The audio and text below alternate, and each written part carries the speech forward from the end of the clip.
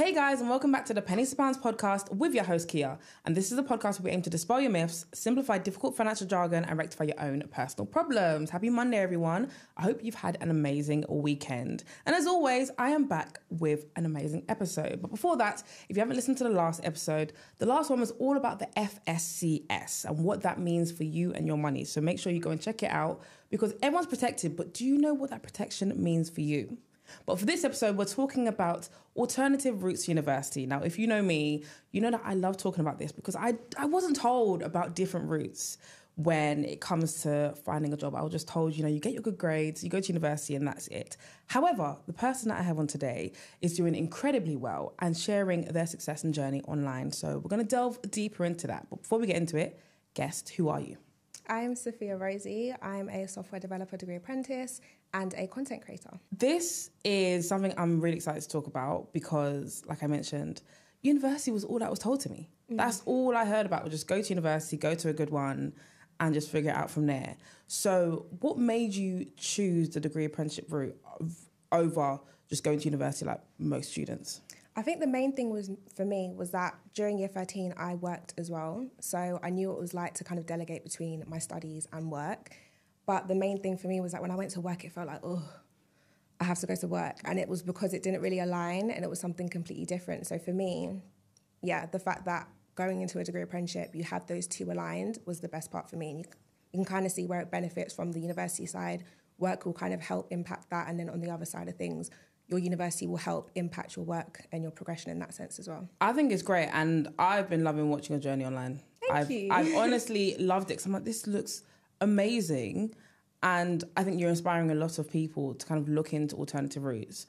But naturally, your route comes with a different set of challenges because you are, like you said, balancing working alongside studying. So what have you kind of faced having to balance the two? The thing is, I'm not really good with the word balance. I feel like it's very unrealistic for me in the sense that I feel like whenever I've really succeeded at something, it's come almost at the expense of something else or like having to sacrifice something else. So it doesn't have to be a big sacrifice for me. It could be something like I have a very demanding module. So I also have work, so I can't go to the gym this week. Like small kind of things like that. But in general, I'd say a main thing for me would be prioritisation. So kind of like I work in quarters. I'll sit down with a little pen and paper. I'll write down everything that I have coming up for that quarter and I'll rank it in terms of priority. And then I'll also rank it in terms of difficulty. And then what will tend to happen will be what is the most important for that quarter will be the most difficult, and that will be my starting point. So that's the key thing that I like to do. Other than that, I think communication is a big one when it comes to degree apprentices. I think the saying something like lack of communication is a lack of performance. And I didn't understand that at the start. So the first year was kind of like a whole situation for me. But understanding when to communicate that you're having a demanding module to your work can do a lot to kind of offload the amount that you have to do. And it kind of just expresses to your manager that you don't have bandwidth that month, or it just communicates from very early on that you might have to take a bit longer to produce these deliverables and so forth. And then just a classic one, I'm very pen and paper, so planner. Planner. I love a good planner. Get a planner. Have you got a favourite? No, actually, but it's just nice and chunky, it's cute as well, so I don't feel embarrassed to carry it around. And then it's like you will just jot down little things that come up in meetings, and it's just good for you to be mindful as to what you have to expect and what's coming up, and that helps me a lot. I love that, and especially I love the way that you said you break everything down into quarters. And what you do is a hard thing for most people. I'm kind of adjusting myself as well, is tackling the difficult thing first. I think a lot of people face procrastination. Because you don't want to do it. You don't want to do it. In reality, you don't. It's not exciting. It's not fun. It's difficult for a reason you don't want to do it. Yeah, but I think it's a smart way that you say you just do that first. Just get it out of the way because the things that are quicker or you maybe find more interesting, you can do afterwards, but you just get the hardest thing out of the way. So I love that. How did you choose what industry to go in then? Because I know that there are a wider range of industries that offer degree apprenticeships. So how did you choose yours? So I chose tech. So I didn't give context, actually. I work at a global investment bank, but within the technology sector under global markets, under processing automation. Oh, wow. So I'm basically everything to do with automating manual, tedious processes within the bank to make a lot of our parallel lines of business just more efficient in many ways. So we sit horizontally across the bottom. But the reason why I decided to go into tech, the main thing is obviously I feel like tech is just a big part of us now, everything since and past the pandemic. But originally, I didn't even want to do back-end coding. So I do back-end coding at the minute. I wanted to do more front-end, which allows a bit more creativity because I had quite a creative background. But yeah, the reason why I wanted to go into tech was just a lot of experimentation. I did STEM subjects during A-levels as well. So I did physics, chemistry, and maths. And I wanted to go down the route of engineering, but I didn't know what type of engineering. So I just did a bit of research and came across software engineering, and that's how I ended up down that kind of tech route. That's really smart, but I think tech is booming so much right now. There's so much demand for technology roles, so you've definitely made a good decision. In terms of the skills that you've acquired then, how would you say that your degree apprenticeship has benefited you in your personal development? Because I think we talk a lot about professional skills and we will come on to that. But personally, do you think it's had an impact on you and helped you in your personal development? Majorly. I think, obviously, I started from the age of 19. I'm now going on to 22, almost 23. It's the biggest part where you're really transitioning into not only maturing as an individual, but in maturing as a woman for me as well. So that was a big thing. And being in these environments where you're going from such a culture shift from being chilling at lunchtime with your age mates, talking about what's on the For You page and all sorts, and then going to speaking about, you're hearing conversations about, I'm going to take my wife here for anniversary. We're going to do this with the kids. It's such a big culture shift, but being able to navigate those conversations is a big thing that I've grown in. Confidence to kind of carry those conversations as well, which are things you would think would come naturally to you, but I don't really do that. They don't. I think confidence is something that is definitely built and you have to learn upon. And the fact that you've done it so young, like I know I started my business at 21 and I definitely was not very confident to go and speak to people who are older than me, who I felt like were more established than me. No, but 100%. That is a major skill to learn from very young, especially in your apprenticeship, because that is crazy. It is mad though. How have you found it being young in the workplace? I mean, at first, just very daunting. As anything is, any type of change does come with its kind of difficulties. You are scared, but I think just with time, you kind of grow, you get more comfortable when you start to learn where, downstairs is, where the canteen is, where when you know your way around, you naturally get comfortable and you kind of adapt to your environment. What about you being a woman then as well? Because I think tech is still very male dominated. I love the fact we've got social media because we see a lot more women. I know, and however, it can kind of skew your judgment on it, because I think that there's tons of women in tech, but then when you look at the stats, you're like, oh. No, that's the thing. When I started, I also had the idea that it wasn't a female-dominant field, and it's not, it still isn't. But then when I came online and started doing content creation, that's when I was like, excuse me, women in tech, girls who create. Right. But all sorts of different communities and women really thriving in the industry. But within the actual workplace, if I'm being honest, I would tend to be either one or two people in my team that is a woman, which isn't a problem, but it's like there's still a gap. There's still a lot of growing and work to be done. And especially being in a finance setting to start, like naturally, it's going to be male dominated.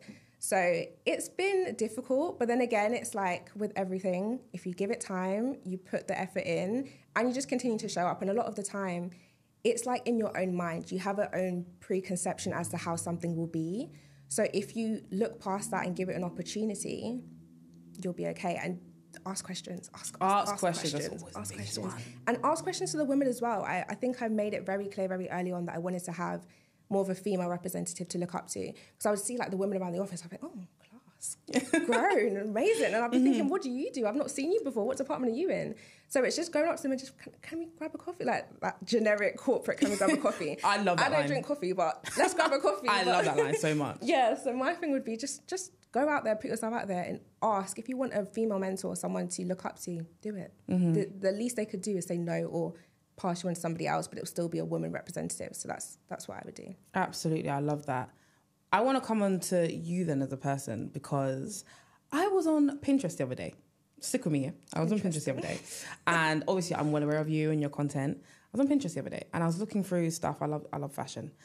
And you came up, right? Hi. Yeah. Under me or under somebody else? Not under someone else. It wasn't you. I checked. It wasn't you. But you came up and it was people who had screenshotted your TikToks and put up your style on Pinterest. Yeah, I know. Okay. I'm filling you in. I'm filling you in. You're doing well on Pinterest. It might not be you, but you're doing well on there. And I've seen that a lot of people have commented on your style. So how have you found it kind of building up that professional style for yourself? Because I think you look amazing when you go to work. And I know a lot of women probably want to do the same. I mean, initially, same as everything, I was coming from sixth form, so I had that still kind of childish mentality with how I was dressing. And then it was only when I'd started to realise I'm not really comfortable. I don't feel confident when I'm in the office. And when I'd look up to the other women in the office, I would see they're just very, very confident in the way they walk. And a lot of that I felt like had to do with the way they dressed and carried themselves. So my first thing was I made a commitment to myself. I will always look presentable in this office. I will never let myself go in an office, especially when we have work from home days. I just feel like that is something I'm not letting go. So that was my first thing. And then just literally having a hard look and scrutinising my own wardrobe and starting from there. And then when I started to care a bit more about how I was kind of showing myself up in that office, it was like it all translated in my confidence and how I'd be a bit more outspoken in meetings, or I would be more willing to be around the office because I felt like I was dressed apart, and all that type of stuff kind of fell into place. I love that. I think it is so important, and it does kind of factor into how you feel and how you carry yourself 100%. Literally. But I think a lot of people I see online want to dress a certain type of way. You know, they want to kind of give that aura, but they feel like it's going to come with a hefty price tag. So how have you found it kind of building up that wardrobe for yourself? I would say, I couldn't really justify that one because my thing is definitely quality over quantity. I feel like if you just put the money aside and invest in it, one quality T-shirt will carry you 4 years over a T-shirt that's going to literally combust in like 2 seconds. So yeah, I would say with that, be very mindful, obviously, at the start and just have the staple pieces. It doesn't mean you need to go from 0 to 100 and have 5 different suits and all different skirts. And have one straight leg trouser, one normal trouser, one blazer, one fitted, just the small little bits, and then start to progressively increase as you go through it, as you get more of your salary pay, as you go through it. It doesn't have to be all or nothing. Like, think of it as more gradual and you'll be more grateful. Yeah, that's really good. Slowly build it up. Because I think people think, right, I've got to throw everything out and start again and do like a massive haul right now. And that will have a hefty price tag. It does make you feel good. Yeah, it does. It does. It's not good though. No, it's not, but it does. In moderation. In moderation. Exactly. On the topic of finances then, you've obviously had to come and manage your own finances because you are earning as well as studying. So how have you found managing your finances, and is there anything that you kind of learned being in this corporate world when it comes to your finances? I've gone quite through a journey with my finances. From the very beginning, I had a very unhealthy relationship with my finances. And not in the way that you would think where, you know, you would go out and splurge because now you've got all this money and you're going from like small pay to something like big in the time. It was like I had a very unhealthy attachment to my money. So I translated having money in my account as to security and like feeling safe. And I don't know where that came from, probably like growing up traumas or whatnot, but I had that mentality for a long time. So I wouldn't treat myself to anything really. It would be very much living across what I needed, the essentials to get by. So I had that for a long time. And then it was only once I just felt really burnt out one day and I thought, I do all of this, and I don't ever enjoy what I've worked hard for. So from that, it was like I started to sit down, I started to budget more. I just generally, every time I'd get a salary, I would just kind of section off like my commitments, so gym, insurance, bills, phone bill, all that type of stuff. And then from that, it would be like I'd percentage out everything. And my main things are, so I have a travel fund now. I didn't have that Love first. That. Yeah. And because as women as well, we know the actual trip can be just as much as the prep. So like 100%. The prep costs so much. I know. So you need a travel fund 100%. That's one thing. Then I have my spending, just my general, like give myself some grace.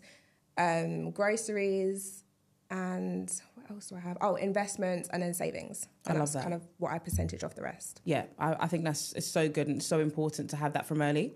I always talk about it. It's important to build up healthy money habits from early. Because a lot of people tell me, you know, when I earn more money, when I do this, I will have more to do that. But if you haven't learned that from early... From the basics, it will never translate. It will never, ever translate. So it's great to hear how you would manage your money. So I'm going to put you on the spot here. What would be your 3 non-negotiables when it comes to your money and your finances? So it could be things that you want to spend on. It could be how you budget your money, how you section it off, like you mentioned. But what are your 3 non-negotiables? My 3 non-negotiables, it would be probably my investments.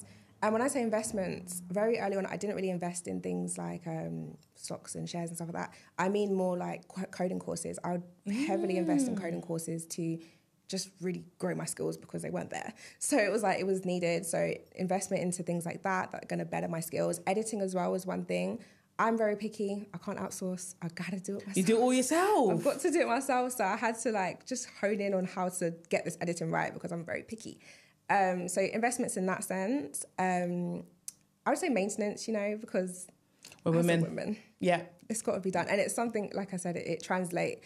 It gives you more confidence to be in the office, to do this, to go out with your friends. It really does help. Giving back?